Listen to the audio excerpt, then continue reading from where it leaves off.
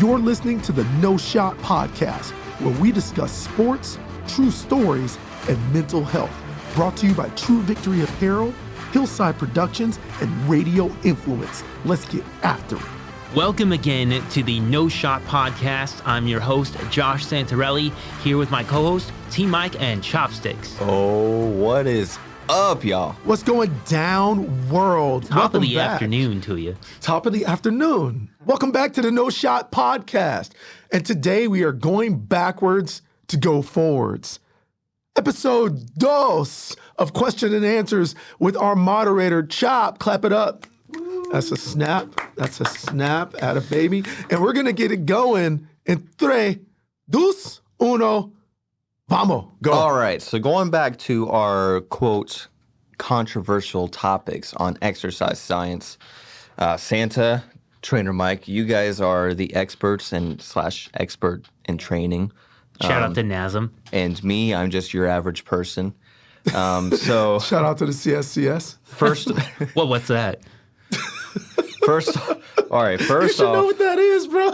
we are going to start Oh, my off. gosh. I'm just going to make up acronyms for whatever you say. Just throw it out there. Okay. Interval training versus steady state cardio. Oh, you know, I do like interval training more because it just makes me work harder. Right. Oh, you just don't want to be Joe Cardio? Oh, I am. I feel like I totally am. I feel like steady state cardio. I had to run to my brother's graduation this morning. Literally run. Yeah, no, I had to park in the parking lot, like across the street and cross like 2 lanes of traffic, and then like run to the auditorium, and then I had to leave right after he walked. I left and then ran back. Like I got my cardio in. Bro, people were looking at me like that's not steady state. That's hit. and I was wearing a hoodie. People were looking at me like I was insane, and I am. I was about to say this doesn't sound like you were thinking too well. Just saying. But no, I feel like steady state is, you have your average Joe in the office having his little bicycle pedals under the desk. They have that? Yeah, of course they have that. I've never seen anybody do that. And I don't know. I just feel like no matter how much or how long or how fast you're doing that, there's no way that It sounds does like anything something I would see compared at to HIIT Dunder. training. I would see at Dunder Mifflin. Nice. Yeah. What? The office joke. It was an office joke. Yeah, I figured it out. I caught up. So But Mike, I mean, am I wrong? Like, does that actually do anything or? this is not a you are wrong moment. So I will answer this question emphatically. It does do something. Yes, it does do something. There's a major difference between a HIIT, a high intensity interval training style, and a long steady state training style. So long steady state sets the heart at a particular pace to where in which it can create endurance.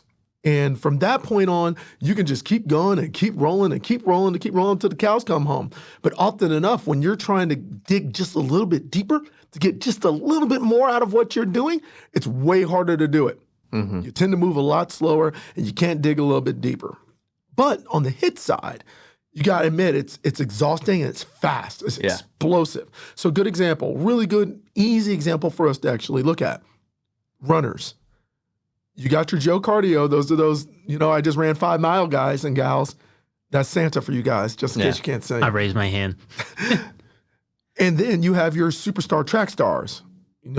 Michael Johnson, your Carl Lewis's, your super mega fast running backs in the league. Yeah. You look at NFL players. They are built differently. Muscle types are built differently. Yeah, they're the Flash. Type muscles that are being used are different. You have type 1 crossover muscles versus type 2 crossover muscles, but it really does depend on what type of change you want with your body. Like, some people don't want to get bulky. Right, yeah. I'm sorry, a HIIT workout's going to make you bulky. Yeah. Well, Might be a thick. But don't a lot of runners, like, they bulk and then slim? For what reasons? Well, Santa? like they bulk to like get stronger and then they slim down so they can maintain the speed. Yes and no. I mean, because you don't it necessarily depends. have to do that. Yeah, it kind of does depend. I mean, but isn't that kind of like an old school way of like doing it though? That is an old school way to where you go through your bulking phase and then you trim everything up because you've added more muscle, etc.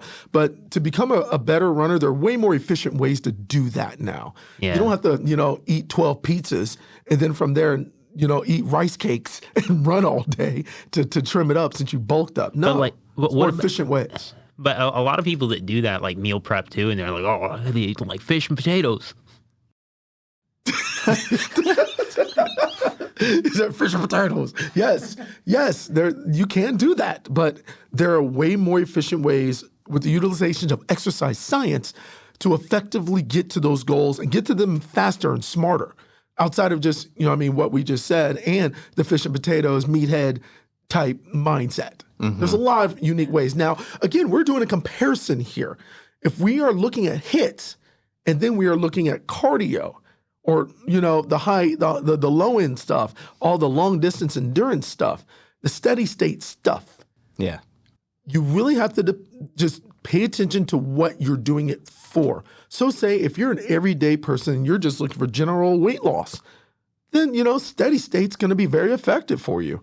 There are different types of steady states, like depending on your weight and what you're trying to do. I would not recommend jogging because all right, if you're gonna jog on a soft surface. Yeah, Okay. I've heard that jogging is bad for your knees. Yeah, well, if you're gonna jog on the sidewalk and then you're wearing some shoes that have absolutely no support, I mean, you're gonna have major joint pain. Okay, that's perspective. That's how you Sure. develop runner's knee and stuff like that. Yeah, but that doesn't ultimately mean that jogging's bad. No. It doesn't. But if you're gonna jog, make sure that you're jogging in an environment that's going to be conducive to your workout. Agreed. Yeah. That's simple. You know what I mean? If you got the opportunity to jog on a softer surface, like maybe a field, Yeah. you know what I mean, or a softer track, you know what I mean, where they have those rubberized tracks that are a little bit easier on your knees. Ground and pound on concrete, probably not the healthiest way of going about it. That's going to burn your knees out. But at the same time, if we're looking at the aesthetic effects of jogging, they're still great for weight loss. Fabulous. Yeah, but at the same time, depending on the adaptation that you're looking for, if you're looking to get more explosive or to fit in your jeans a little bit differently, have a little bit of muscle, popping up just a tad bit outside just that smooth look, the HIIT workout's probably going to be more effective for you. Oh, yeah. For sure. I mean, just looking here at some stats for you. Because we got stats on deck. So HIIT training, generally the person will use use up to 80% to 90% of their heart rate, while the max heart rate. Max heart rate, yeah. While with steady state, you're only using 50 to 60% of your max heart rate. Right. And honestly, though, if you really sit back and think about the way people kind of can't stand working out. Yeah. Yeah. Going to the 50, 60% sounds way more gentle, hence they'll probably lean towards it. I don't know. But You're also doing it for twice as long. Bingo. If I don't want to work out, but I want to work out, I'm going to do a HIIT. And I'm just going to, 15, 20 minutes and be done. I'm not going to sit there for an hour and a half doing the stair stepper like some people do. But Chop, you also... I understand there's benefits to both. Okay, I understand. Yeah, but not to cut you off, but in the end, really just look at what you're asking them to do, though, with a HIIT workout. You are asking somebody to go ham. You're asking them to work very, very hard. And most people do not want to touch that type of effort when they're working out. You're like, you know what? I want to drink my smoothie while I'm on my treadmill and just step through it for the next hour and then tell everybody, look at my selfie, click, and then go ahead and push that out there. And then you get that boost in the brain of positive self-talk. Yes, and I hope everybody stares at my Instagram photo because I hit the gym. Yeah. Well, bam! Or, wouldn't it be the boost of epinephrine in the brain? You're absolutely correct, and more of it's going to be coming from people staring at them. I think we can agree that it's not very controversial either side, and that it depends on what you're going for. Yes, but I will find controversy right now. Watch. So with that in mind, HIIT, I will say, is 10 times more effective. That's T-Mike on the no shot. But I know there will people that will argue with me because ultimately they're lazy and they will look at any possible way to get around it. Think about it. If I'm thinking like a steady state person, I'm probably people watching. I'm thinking about the Pepsi and the pizza that I'm going to get once I get off this treadmill. But since I got on the treadmill, that means I did something that day. And in the end, I'm going to sit back at myself and say, why are my results so weak? Why don't I have that BBL like that one chick does? You know what I mean? We gotta really sit back and look at what it's going to take to truly get what you really want. So boiling down to simple terms, what you basically said, minimal effort will get you minimal results. Facts. Ultimately, yes. All right. Well, let's move on, okay? Our next topic is going to be advanced monitoring techniques versus the feel method. So we have all this technology that can monitor every little thing about our body, but some people don't believe in that. They just believe you go until you feel like you can't. Every little thing's gonna be all right.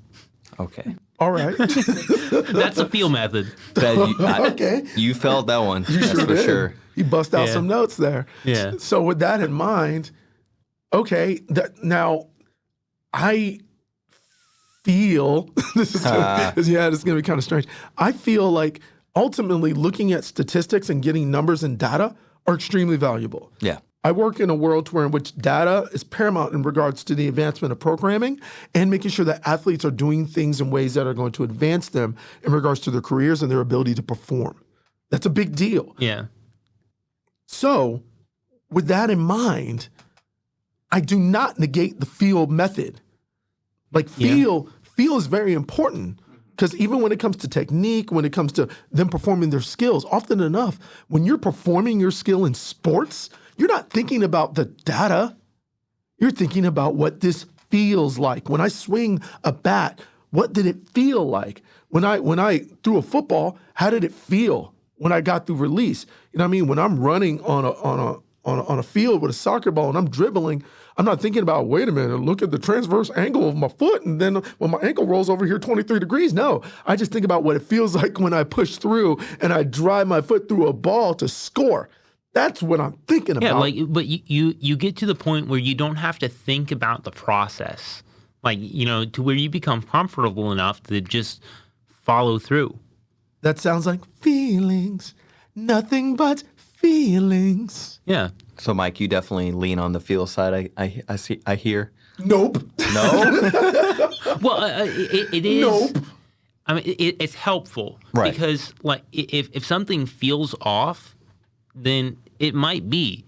So then you need to all right, am I doing something wrong? Let me look at the data. Well, to my understanding, for the average Joe, the average gym goer, you've given him all this, data about what his body's doing and everything. It might just be too much data, and he's going to be overthinking things. He needs to go onto the feel method.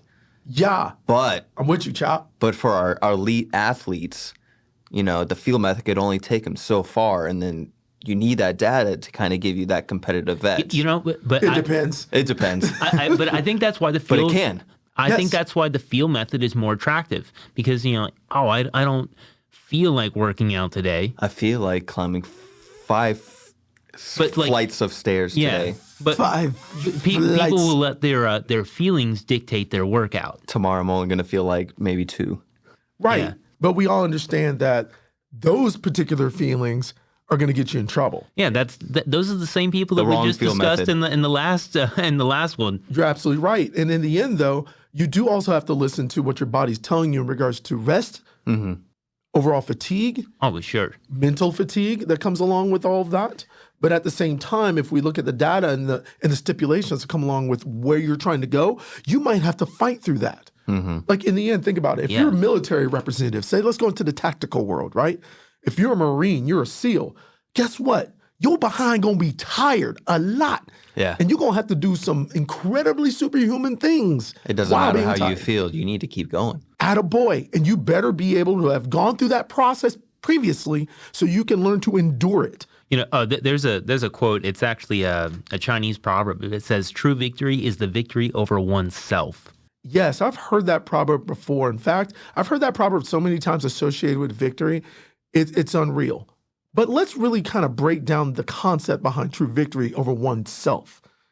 You first off have to find the problem, Yeah. Yeah. And you're probably the problem. obviously. Way to think through that one, Santa. Yeah. I love it. I Josh used both just my said- brain cells. You sure did. So with that in mind, we got to get to the point to where ultimately we understand and can recognize the fact that in the end, if we do not perceive ourselves as individuals that need to grow all the time, and I mean all the time, we're never going to get to the point of understanding what the self-worth is of consistent work and growing, right? We can't be in steady state mode 24/7 and not get to hit.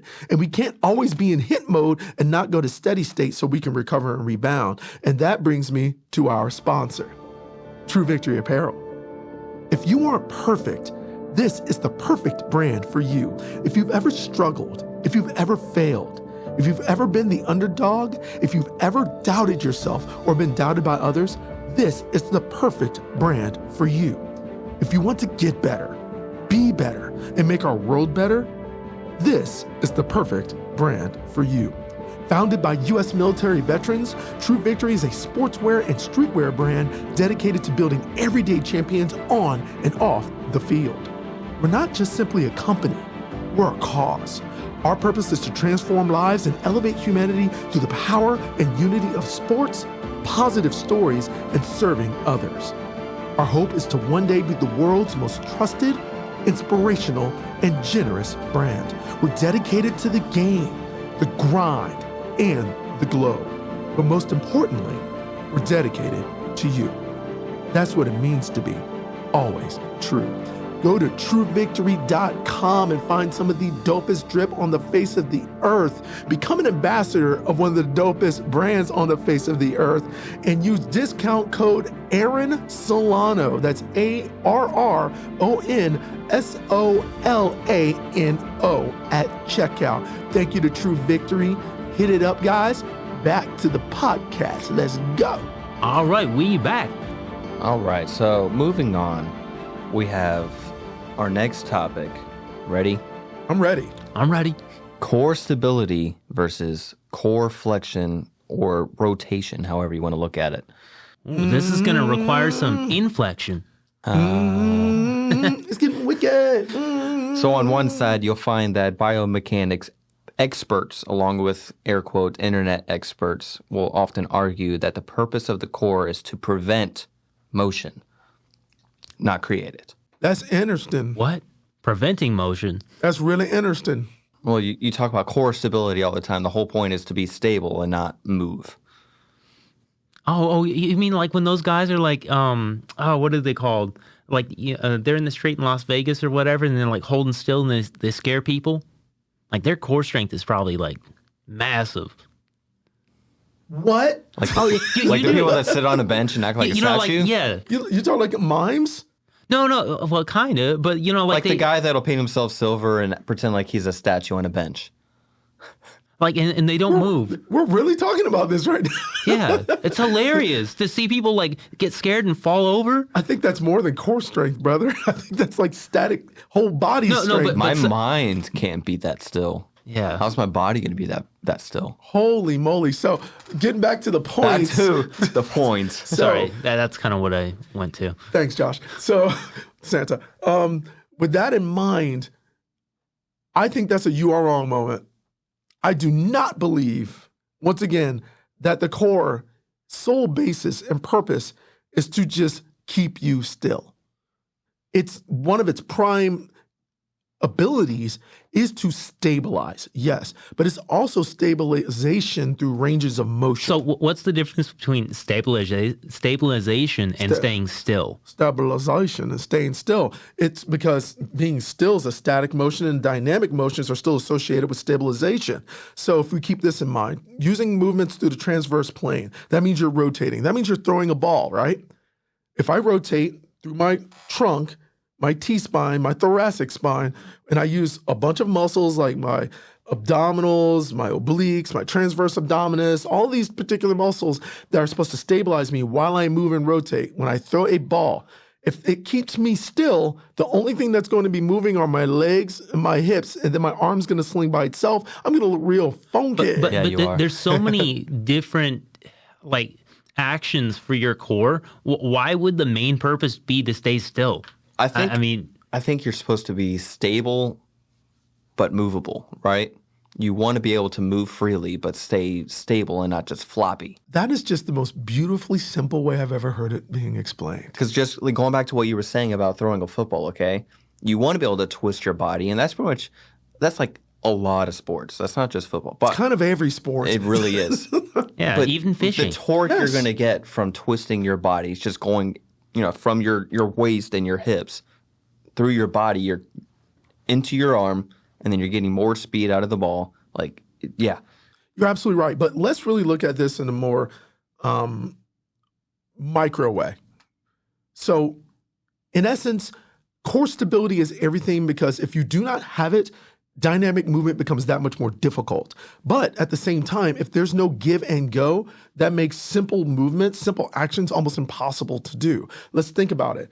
If you were picking up a child off of the ground or whatever the case is and putting them into a chair, you're probably going to go from a static state, a stability state, to a dynamic rotative state to pick the child up from the ground, up and turn, and then drop them into their seat. Right? Don't just drop them. Place them Yeah, place them softly. gently. Don't fold them. We Santa, don't drop kids. on the You show. know about Yeah, dropping you know about kids. dropping kids. So with that in mind, we have to get to a point to where we understand that both of these phases are integral. No matter what, there needs to be a high level of dynamic movement pattern and a high level of static stability while doing basic tasks. Whether we know it or not, when we eat, we rotate from left to right. When you sit, you are still stabilizing statically while rotating from left to right when you move and draw. And you flex and then you extend. You do all these movement patterns consistently. That's why the core muscles are stabilized by two different types of muscles that are both dynamic and static, or typically associated with the so. They're crossover type 1s to crossover type 2s. Good example. For me to be able to throw a baseball 97 miles an hour, which is something I cannot do, I need to be able to stabilize and stop and rotate at the same time Wow. when I shoot a Sounds basketball. simple. Right, but it's not. It's very hard. And I know that, there's many athletes that will often do hundreds, maybe even 1,000 crunches to help with back pain. That's a whole lot of flexion, baby. That's a Yeah. whole lot Well, of flexion. even what is it called when like you have your legs? It's a machine where you're coming up. Oh, sorry. It's the machine where you're coming up with the weight. That's one of those crunch machines where you put your feet in and knees in. No, you're holding the weight here. Oh, you're talking about one of those and then- hypoextension machines? Yes. Yeah, I know what you're talking about there too. You're using the back muscles there. You are. So you need the support on the back and the front. I totally agree. Just keep your mouth next to the mic next Yeah, time when yeah, explaining, sorry. Josh. There you go. He Thank did you. like the full-on Yeah, demonstration. he was literally demoing, and I'm like, what are you doing? So There's no I don't know. camera. Yeah. But moving on real quick, our next topic, our last topic, okay? We have bilateral versus unilateral lower body training. una, whichever you choose, tomato, tomato. Yeah. So bilateral versus unilateral training. 1 and 2. Literally. Yeah. You're using one appendage versus two appendages. Yeah. Simple as that. Yes, at the same time. So are we talking about efficiency or which one's more effective to become a better athlete, or how are we going with that, Chop? Well, I'm going to have to say what is more effective for athletes. What you got, Santa? So I think bilateral. A lot of sports are played bilaterally. You look at basketball, volleyball, baseball. So name it. Wrong. Unilaterally. What, really? Yep. Well, I thought bilateral was moving sideways. Wait, No. So when they're talking about bilateral movement patterns when it comes to exercise and strength conditioning, bilateral movement patterns are things that you do typically with two appendages at the same I'm time. thinking of the. Okay, I'm thinking of totally the wrong thing. You are wrong, without a doubt. How many can't times have I said that in this episode today? All right. Okay. So So unilaterally, we're looking at using one appendage at a time to perform or execute a okay. task. So bowling. You literally bowl with one leg at a time and one arm at a time. Yeah. But if Wouldn't you it look look funny at, if you could- basketball, you are often jumping Okay. So then. with two legs, but you're also often jumping with one leg. It depends. It truly does So depend. baseball could be unilateral. It's not could be, When, it is. when you're mostly. throwing. It definitely is. So if you really think about the basis behind both of them, let's really look at the functional aspect of it. Unilateral movements functionally are more difficult, right? Because I'm trying to stabilize off of one leg or with just one arm. Bilateral movement patterns are typically easier because I can stabilize with both of my appendages. If we just think about the legs, it's the best way to kind of get this reference, right? If I've got 2 feet down at one time, I could probably perform this squat, right? That's a standard, maybe American style squat. But let's say I go unilaterally with my squat. I throw a bar on my back and I do a Bulgarian split squat. So I have one leg with a bar on my back and I'm coming down on one leg. Or a unilateral RDL, Romanian deadlift. I'm coming through with one leg, coming up with one leg. Way harder than with both, right? So the challenges become really unique. And what about like a lunge kind of squat where you put one leg behind you? A lunge is a unilateral movement. See, Right. you're working, And it's Chop. actually, isn't it considered 2 unilateral movements? Technically, yes. Oh, if you- because you're using the arms and legs. Well, I meant your No. legs are doing 2 different things What? at the same time. It's just the legs. It's just the legs. So If you're using arms and squatting, arms are just holding the bar, bro. Oh, then you're a gymnast. Oh my gosh, this is the best. This is the best episode ever. So if we keep that in mind, we understand that when it comes to athletic progression, unilateral movements are probably going to be more effective than bilateral movements when it comes to actual functionality of the sport. When it comes to getting strength in general, bilateral movements, in my opinion, will allow you to effectively press more weight. Hence, if I try to squat with 2 legs, I'm probably going to be able to squat more than I will with just one, right? If I use both my arms to drive something up, I'm probably going to be stronger than just using one of my arms with just pressing up. So with that in mind, I think it's time for... Trivia. yeah, definitely that was all natural echo, guys. No computer was added, I promise. Worst echo ever. Yeah, I got closer to the mic as a. Ask the question, Santa. Ask the trivia question. I'll try again next time. And none of us know this except Sandra so far. That's right. Yeah, So everybody's in the I dark. think you guys are gonna like this one. All right, what female baseball player struck out the Babe Ruth? Ooh. Was it A. Helena Britton, B. Alita Weiss, or C. Jackie Mitchell? I gotta be honest, I didn't know there was a female baseball player playing against Babe Ruth. It wasn't an official game. It was like they were in college and like they. Bird, did she throw overhand or did she throw like underhand? I'm guessing it was overhand. Yeah. You know what? I'm gonna go with A just because the name sounds tough. Helena. She sounds like she's yoked. That's just Yeah. a strong woman. Yeah, name. she was probably Russian. I'm gonna go with C, Jackie, because it sounds like Jackie Robinson, who's a baseball player. All right, yeah. Actually, it was Jackie Mitchell. She was 17. Oh my goodness. 17-year-old. She struck out old. the Babe. Goodness. And that didn't make her crazy famous? What? Oh yeah, back in the day, yeah, She was that girl. yeah. She was like the top at the time. Top billing. I love Yeah, it. That's dope. in college. Ooh. Well, I hope you guys enjoyed that new segment of No Shot Trivia. If you got it correct, you have to follow us on Instagram. If you got it wrong, well, you gotta have to follow us on Instagram. All right. We're going to Gin Pub. So, once again, when it comes to anything and everything that you want to do in the gym to get better, understanding the process and the program being of the utmost importance.